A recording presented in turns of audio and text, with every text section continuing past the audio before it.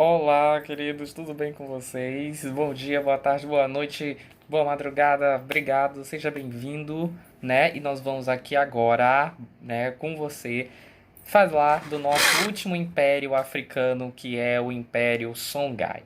Bom, é, vocês hoje vocês já entenderam, né, há muito tempo o recado, né? O recado é que todas as sociedades africanas que nós estudamos até agora, elas possuem uma riqueza própria, uma cultura própria, a ponto de serem disputadas. Elas são disputadas, né, pelos europeus, certo? Elas são disputadas pelos muçulmanos. Elas são disputadas depois, né, até mesmo no século XIX. Há disputas entre os próprios africanos, né? E até vai ser motivo para a Primeira Guerra e a Segunda Guerra. Então, gente, estamos falando de um continente que a gente não conhece, não conhece muito, mas é um continente riquíssimo, porque se não fosse, não teria esse interesse todo, essa disputa toda, né? E é claro, o que a África sofre hoje, com certeza, né, é produto das, das guerras, é produto das faltas de administração, é produto de uma falta de governo que se realmente se preocupe com a sociedade, é falta de segurança, é falta, né, de recursos bastante na questão pública, de políticas públicas. Esse é o problema da África. Mas a África não nasceu assim. A África não era assim. Entende?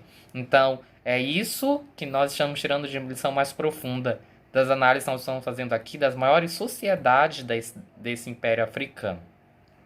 E como disse para vocês, as sociedades se dão até muito bem porque sabem, conseguem fazer alianças com esses europeus e os muçulmanos que chegam. Né? Aqui da parte agora dos muçulmanos, nós vimos primeiramente o Império do Mali.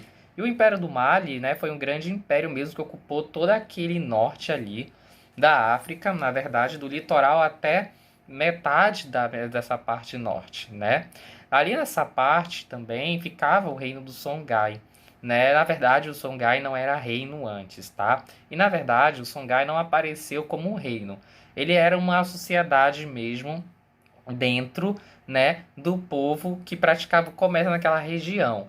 E como você deve lembrar, foi uma região submetida ao Império do Mali, né, desde o século até o século III, então do século VIII, que é onde mais ou menos essas sociedades se submeteu ao Império do Mali, né, habitando ali na região do Gao, né, a cidade de Gao, né, é que o Império do Mali até o século XIII ficou controlando aquela sociedade, ok?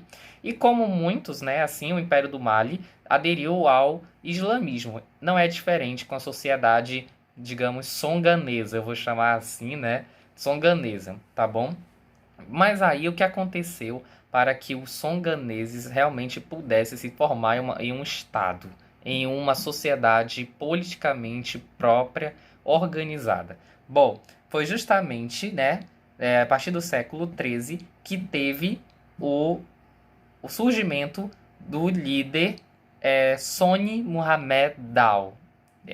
É um nome meio muçulmano, mas não é difícil. Soni Dao, vou chamar de Soni Dao. Soni Dao, né, era alguém que enfrentou, ok, o Império do Mali, que na época era governado pelo Musa II. Você deve lembrar do Musa II, que foi um descendente de Sundiata Keita, o fundador do Império do Mali, certo? Então Soni Dao enfrentou e conseguiu se livrar a sociedade do domínio de Musa II, né? Com isso, foi estabelecidas as primeiras fronteiras desse reino, ok? O filho de Soni Dao, que se chamava Suni Ali, então o fundador dos songaneses, Soni, e o filho dele, Suni, ai, ai, foca. Então, governou os songaneses por 28 anos e foi o principal responsável pela expansão do império, passando a explorar a agricultura e o comércio com as importantes cidades de Tombouctou, inclusive, e Djenné, além de consolidar o controle sobre rotas comerciais na região de Gao. Então, quem realmente fundou e livrou os songaneses da região do Mali, dos malineses, foi o Soni Dal. O filho dele, Suni Ali, conseguiu fazer a expansão e a solidificação, a organização de tudo, né? Então, é esses dois que os impérios do Songhai existem. Bom, o Suni, né, morreu, claro, como todo ser humano, um dia vai morrer. Mas é o filho dele, Abu Dal, Suni, Abu. Entendeu? Nem eu.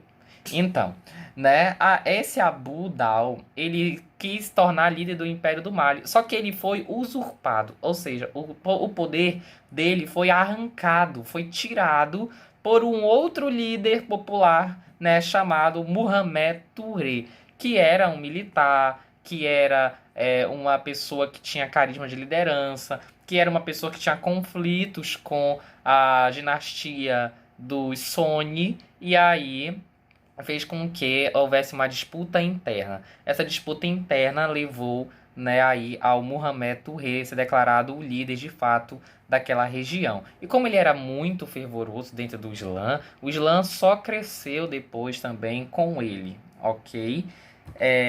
Em questões de economia, a aliança com a cidade de Djenné e Tombouctou fez com que, né, o império crescesse muito rápido por causa do comércio. Mas haviam também grandes áreas cultivadas, geralmente por cerca de 200 pessoas, controladas por feitores, um chefe capataz, também tinha escravo, também tinha aldeãos que eram obrigados a entregar parte da produção de arroz, sorgo e milho aos poderes centrais, né, comercializar no comércio ao longo de todo o rio que banhava a região, que era o rio Níger, e nas áreas desérticas, né?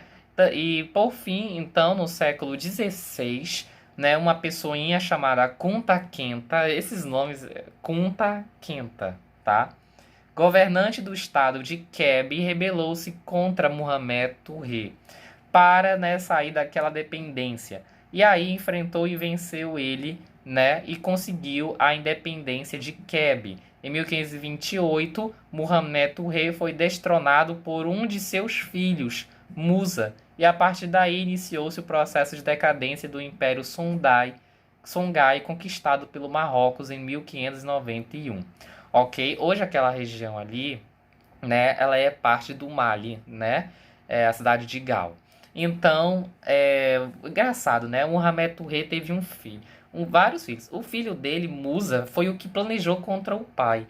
Musa era o nome lá do fundador, olha, do rei do Império do Mali, que o pai o pai do Suni, que era o Sony, enfrentou. Então, o Muhammad colocou o nome, né, do inimigo dele lá antigo na pessoa do filho dele. Entenderam? Não, né? Nada a ver, esquece isso, tá? Mas o que eu quero dizer pra você é que fique realmente claro, né? Primeira coisa, o Império Songhai, ele já tinha tudo para começar, porque eles eram uma sociedade própria. Eles também tinham toda a produção por parte do Reino do Mali.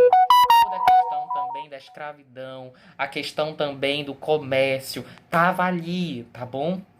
Primeira coisa, fechou aí. Segunda coisa, a religião islâmica foi uma parceira também dessa sociedade. Terceira coisa, vamos ser independentes. Quem vai nos representar? Nosso líder maior. Quem é o líder maior? Sony.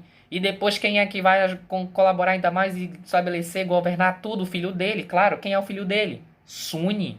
Ok? E aí depois do Suni, né, no entanto, vem quem? Abel. Abel vai conseguir? Não. Quem vai assumir então? Vai ser Mohamed Touré, tá bom? Mohamed Touré governa até quando? 1528. E foi destronado por quem? Pelo próprio filho Musa. Além de ter perdido territórios por parte de Kunta Kenta, que era o governante de uma região vizinha e queria libertar aquela região chamada Kebbi do domínio Songhai. Hoje o domínio Songhai está lá na região do Mali e também faz parte do Marrocos. Então, queria que você entendesse realmente tudo isso, que realmente foi muito bom até aqui estar com vocês.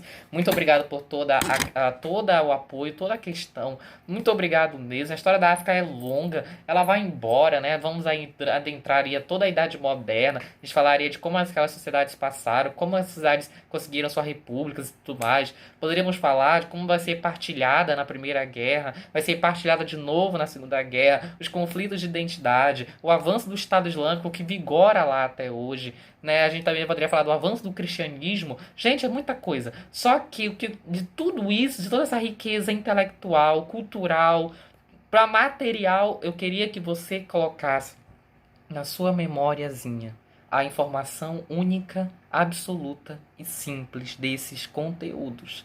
A África era rica. Continuou rica até a invasão dos muçulmanos, né, e também dos portugueses, de alguma forma. Outras civilizações tinham disputas internas. Outras civilizações, por causa de parcerias e questões econômicas, como o comércio e as redes de rotas comerciais e pessoas, crescerão ainda mais e se tornarão importantes centros comerciais, religiosos, sociais, reinos, impérios. Expansão desses impérios acontecem no auge também da Idade Média na Europa, século XIII. E aí declina, como também a Europa na Idade Média, lá para os séculos XIV, XV, XVI, XVII, né? Depois vamos ter uma questão contemporânea para se organizar agora, do século XVIII para frente. É isso que eu quero que você entenda. As sociedades eram ricas, nascem e ainda estabelecem um vínculo muito forte conosco pela questão religiosa, a questão comercial, a questão do tráfico negreiro dos escravos, né? E como isso aconteceu. Então é isso que eu quero dizer para você, tá? A África começou rica, teve alianças com os estrangeiros, invasões, disputas, colaborou para o tráfico negreiro, o comércio rico colaborou para toda a fomentação dessas regiões e fez com que a África fosse mais ou menos o que é hoje e nós também, como colônias desses europeus, aderíssemos, herdássemos parte dessa história. É isso, gente. Beijo. Obrigado.